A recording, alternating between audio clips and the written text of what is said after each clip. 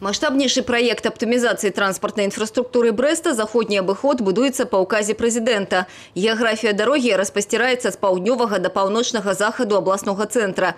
Одночасова магистраль вырашыць целый спектр городских проблем. В любом случае разгрузится транспортный поток, потому что бывает по утрам с речицы просто выехать невозможно. То есть настолько все загружено. Считаю, что она необходима. Сейчас видите пробки, а когда поставят все это в норму, так приведут, тогда пробок не будет. Каждая машина будет выбирать свой путь.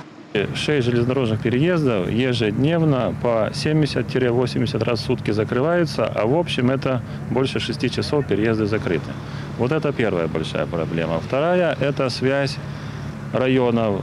То есть это удобство жителям добираться в центр. Третий вопрос – это экологический аспект. Мы снимаем проблему грузового транспорта в центре города. Мы его убираем полностью из центра. И четвертый такой аспект – это связь транзитная между республиканскими дорогами. Першая чарга здадзена ў мінулым годзе. Будаўніцтва другой зараз у самым разгары. Масштабнасць праекта ўражвае. Трэба паспець да тысячагоддзя. Прямо на аб'екце кіраўнік дзяржавы азнаёміўся з ходам работ. Используется 100% все наши строительные материалы. То есть ты на месте льешь колонны и привозишь сюда балки? Да, мы все. С учетом существующей железной дороги и железнодорожного полотна, и дорожного полотна, значит, мы ничего не нарушаем, согласовываем все движение и идем параллельно работаем. То есть вот это уже работы по самому кольцу, нигде движения не прекратились. И параллельно мы все существующие нижние сети оставляем тоже.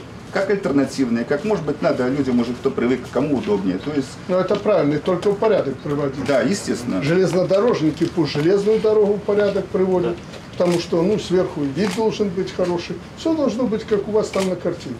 Все понятно. Все красиво, аккуратно должно быть. Где-то деревца подсадить, где-то растительный грунт, травку подсеять и так далее. И снизу надо занимать подпарковки, стоянки там и так далее. Абмеркавалі з прэзідэнтам і сацыяльны аспект. Жыхарам адной вуліцы прыватнага сектара прыйшлося ахвяраваць сваімі дамамі на карысць вырашэння агульнагарадской транспартнай праблемы. Горад зрабіў усё для достойной компенсации. Мы предложили людям компактное проживание недалеко от нынешнего проживания, в довольно комфортных домах. Ну, людей обижать не надо, ближе, дальше. Если сколько там семей, не знаю, надо построить дом в лучших условиях. 40 семей. Ну, лучше 40 квартир. В настоящий момент мы стоим 25 квартир. Только смотри, чтобы не получилось в одной квартире 7 семей попрописываются, и ты потом будешь каждому строить жилье. Александр Ильич, ваш указ номер 58 дает четкую для нас законодательную базу. Сколько взяли, столько да. И это делается в интересах людей, но справедливо. У ходе абмеркавання будаўніцтва прэзідэнт краіны звярнуў увагу на неабходнасць максимально задзейнічаць уласныя будаўнічыя арганізацыі. Что такое сегодня застройщик, бизнесмен какой-то, у которого нет базы, у него нет денег, у него ничего нет. У него одна комната офисная. Он идет в банк, берет деньги, кредит, так? Денег у него нет, он берет кредит. Он идет в строительный трест к нему, нанимает рабочих, чтобы они строили. Проектанты проектируют. Зачем вы отдаете, если у нас эти тресты могут сами это сделать? И прибыль забрать себе. Мы сейчас не отдаем. У нас есть, правда, крупные частные строительные организации, которые и проектируют. Но если у них сами, база есть, то... Да, и он 400 человек, он в Минске строит. Значит, у кого там есть своя база, свои строители, проектанты и так далее, которые работают на уровне трестов. Налоги все платят. Совершенно верно. Пускай они конкурируют, берут землю и строят.